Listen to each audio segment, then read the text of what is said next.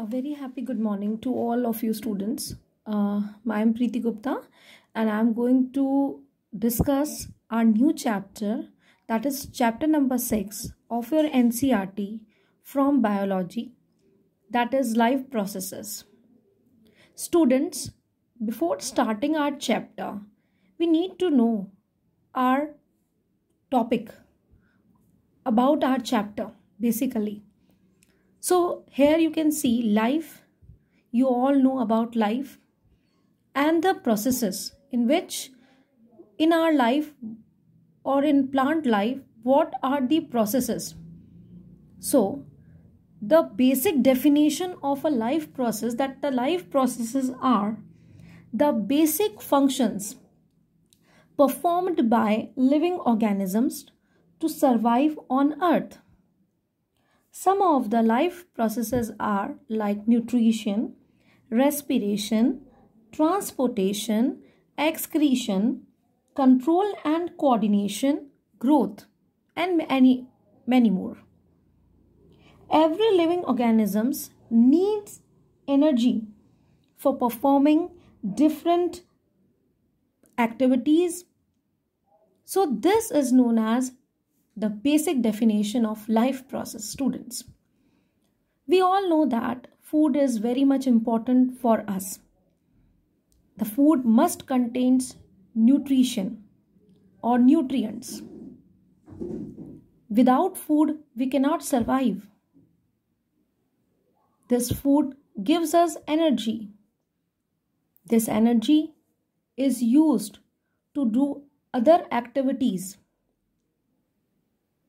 So, I am going to start the first topic of this chapter, students, that is nutrition. Nutrition, the process by which an organism takes food and utilizes it. The process by which an organism takes foods and utilizes it. It is called nutrition. Okay. So, why we need nutrition? Why the nutrition needs? Because organisms needs energy to perform various activities. The energy is supplied by the nutrients. Organisms need various raw materials for growth and repair. The raw materials are provided by nutrients. So these nutrients are very much important in our food, because the raw materials are provided by nutrients which are used for growth and repair. Now, what are the nutrients are? Students, material which provide nutrition to organism are called nutrients. The nutrients are those which provide nutrition to us, just like carbohydrates, proteins and fats are the main nutrients and are called macronutrients, because these are the main nutrients and we need this in a large quantity. Minerals and vitamins are required in small amounts and hence are called micronutrients. Now the next topic is modes of nutrition, students. First, there are so many modes of nutrition. We all know one is autotrophic, another one is heterotrophic. Now I am going to discuss in this video the autotrophic nutrition. Here, the word itself, it's a definition. Students, auto means self. Tropic, to prepare. Nutrition, those living organisms which prepare their own food. So we are living organism. Can we prepare our food? Is it possible for us? No. We can prepare our food in the kitchen only, but we cannot prepare our food ourselves, students. We cannot prepare ourselves. So in this category, the plants and blue-green algae are included because they prepare their own food by the process of, yes, you are right, students, by the process of photosynthesis. So just take a look. Plants and blue-green algae follow the autotrophic mode of nutrition. Autotrophic mode of nutrition. The organisms which carry out autotrophic mode of nutrition, what they call autotrophs, because they manufacture their own food, they prepare their own food. So what are the autotrophs, students? Autotrophic, you can see in the next. Autotrophs use simple inorganic material. Autotrophs use simple inorganic material and convert into complex high energy molecules of carbohydrate, students. So the autotrophic nutrition is fulfilled by the process by which autotrophs intake carbon dioxide and water. They intake carbon dioxide from the atmosphere, water from the passage of the root, and convert into carbohydrate in the presence of chlorophyll. Have you all about chlorophyll in the earlier classes, students? Yes, the green pigment present in the leaves, that is known as chlorophyll, and where it would be present? In the chloroplast. And very important, sunlight is called photosynthesis.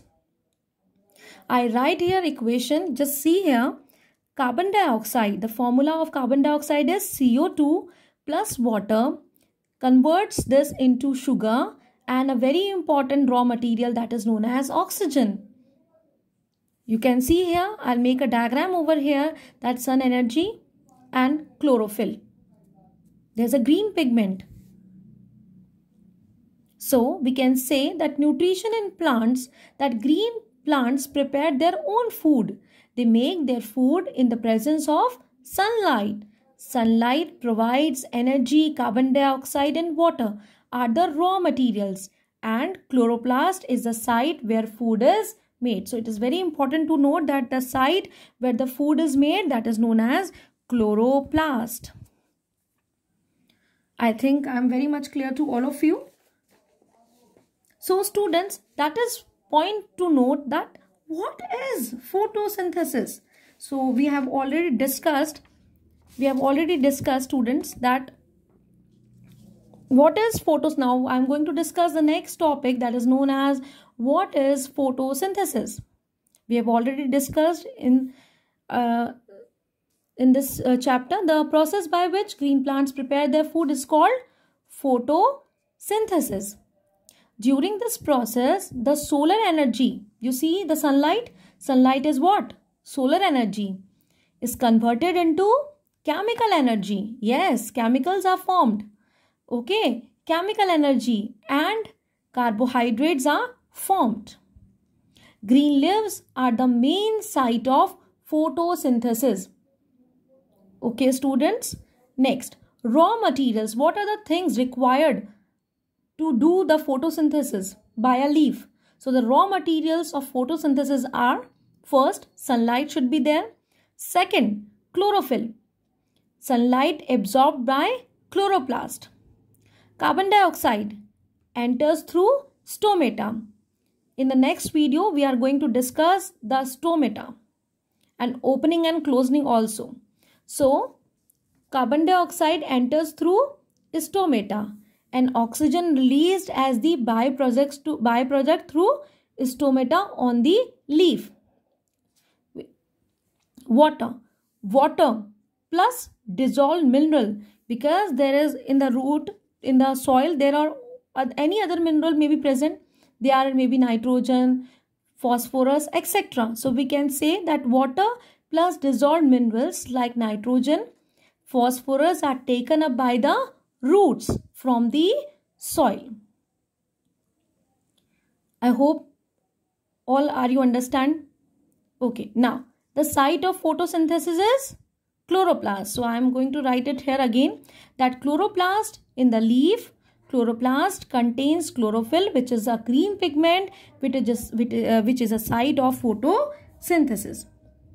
So in the next video, students, we are going to discuss the stomata, because we need to discuss about a stomata, because how CO2 enters in the leaf and carbon and oxygen release as a byproduct. So it is depend only upon the stomata, which are present in the upper side of the stomata, upper side of the leaf.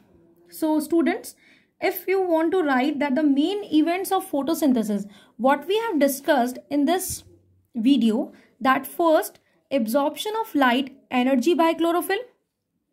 Okay, sunlight energy is taken by chlorophyll. Second, conversion of light energy into chemical energy and splitting of water into hydrogen and oxygen. Here you can see reduction of CO2 to carbohydrates. Sunlight activates chlorophyll, which leads to splitting of the water molecule. The hydrogen released by the splitting of a water molecule is utilized for the reduction of carbon dioxide to produce carbohydrate. Oxygen is the byproduct of photosynthesis. Carbohydrate is converted into starch and is stored in leaves and other storage parts.